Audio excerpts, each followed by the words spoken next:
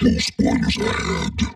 Snowfalls is a 2023 American horror film directed by Colton Tran, who's also the writer and a cast member. The movie was released digitally on January 17th and has a runtime of 1 hour 37 minutes. In a sense, you really get your money's worth with this one as you feel every single minute of the runtime. Some people thought Snowfalls wasted a compelling premise with a boring script.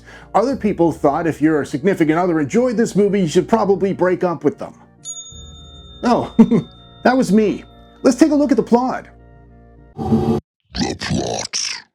The movie opens with a group of movie friends heading off to celebrate New Year's Eve. And I say movie friends because they're diverse, good-looking, and at each other's throats every third sentence. The group's made up of Eden, River, Andy, Em, and Kit. Kit's played by Colton Tran, who I mentioned earlier is also the director and the writer of this story. He really enjoys taking his shirt off and having his hair look just right. And to ensure you fine people remember he's the one responsible for everything we're about to see, I'll be referring to him as Colton Spielberg for the rest of the review. The gang arrive at the cabin in Utah from the Sick movie I recently reviewed, and in this movie, River's family owns it. And during the opening scenes, we learn River's terrified his friends are going to destroy the place, which really speaks to the authenticity of their friendships. We also learn Em has some kind of stomach problem, and we find out Eden's mother passed away recently from cancer, and that she's a medical student. And we learn that because Colton Spielberg wrote it in at the end of every line of her dialogue. After a quick hot tub, they gather in the front room. If I was hanging out with them and dressed appropriately for December 31st weather in a cabin, I wouldn't be jealous of Colton Spielberg's little shirtless physique at all.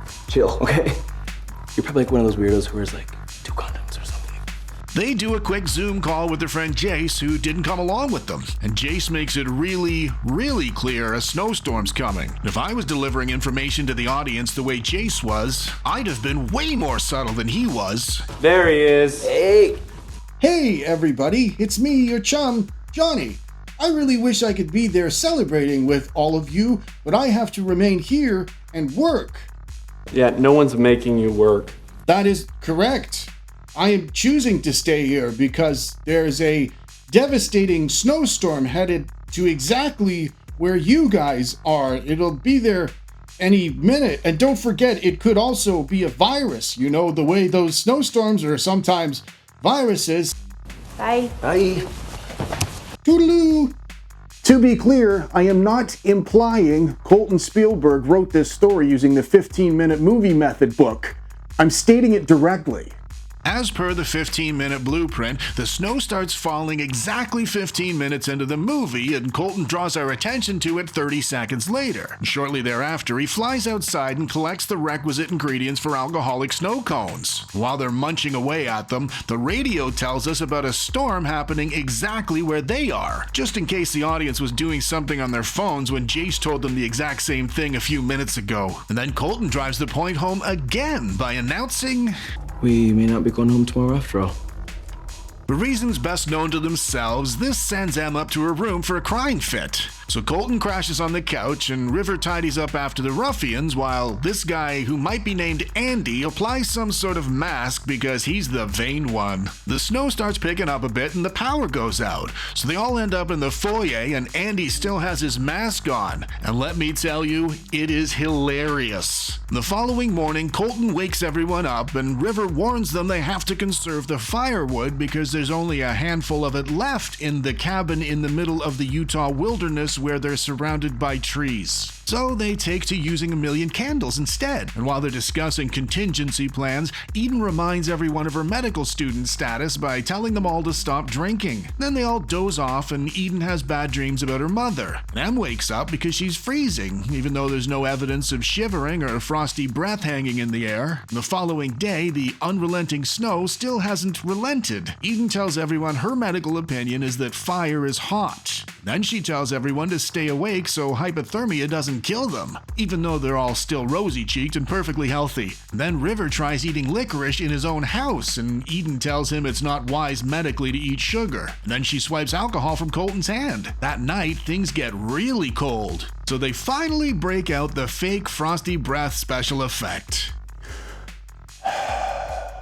They discover the gas still works on the stove, so they light it, and Colton Spielberg immediately puts his hands directly onto the flames. At first, I thought this was a simple, random occurrence, but then I consulted Wally Wang's book, and what do you know? 30 minutes equals rising action. And Colton Spielberg's wildly creative rendition of rising action was to put his hand on the hot thing directly in front of him at the time. So Eden, who's a medical student, wraps up Colton's wounds while they're listening to another radio announcement telling them the relentless storm's relenting even harder. Sorry, not relenting hard.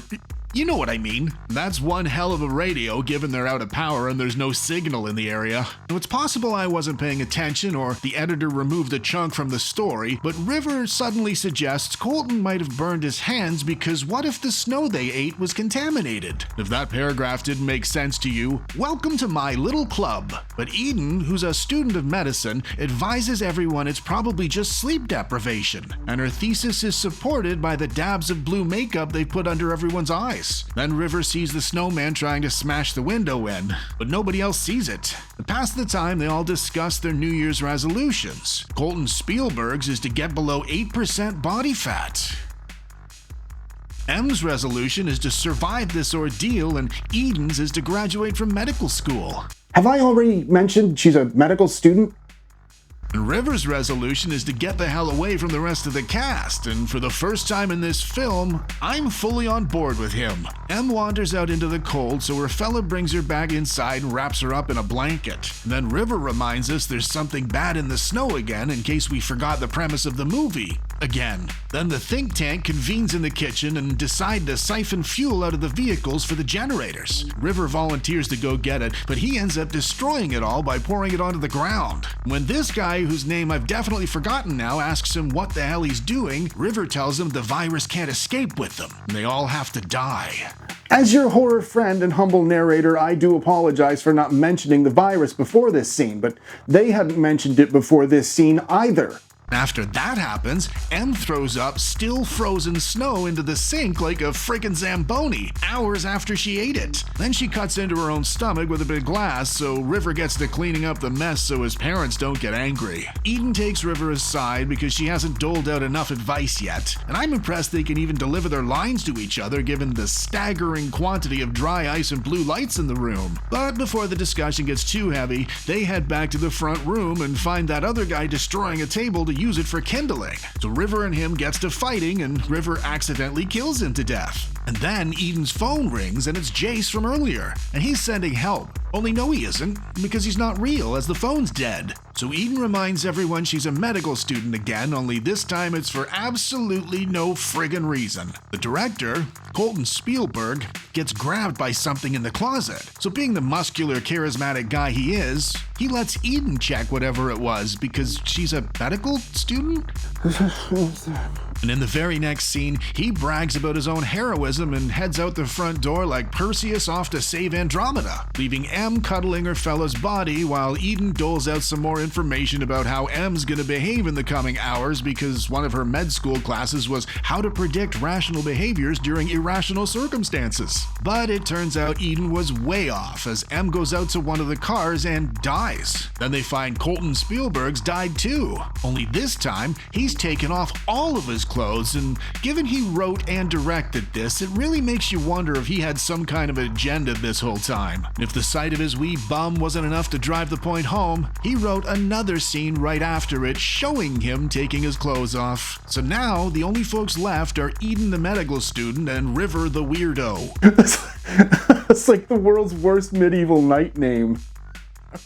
When River goes to get them some more firewood in the other room, he hallucinates Eden inviting him upstairs. But he finds out pretty quickly it was all a mirage. Then Eden finds him upstairs in the shower all by himself, and much to our chagrin, he's still alive. Then the power comes back on, so they go sit outside and wait for the police instead of turning on the heat inside and watching for them through the window. But Eden realizes at the very end, River's not sitting next to her because he is dead. And that's the end of the movie. And there you have it, folks.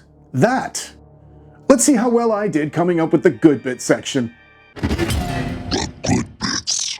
Lots and lots of my YouTube contemporaries like pointing out how much they champion independent filmmakers. And while for the most part I agree with the sentiment, for me there is a caveat. That being, the movie needs to be watchable. Snowfalls isn't a school project. We didn't watch it round at Colton Spielberg's house on a Saturday. It's a product created for consumption by paying customers like you and I. It's produced by Lionsgate. It had a budget. A room full of experienced individuals sat around a big desk and mutually agreed this project should be greenlighted for production. So obviously, for my good bits, I salute Colton Spielberg's tiny biceps and his ability to convince that room full of experienced individuals to get funding for this movie. I couldn't have kept my face straight during that meeting. The shite bits.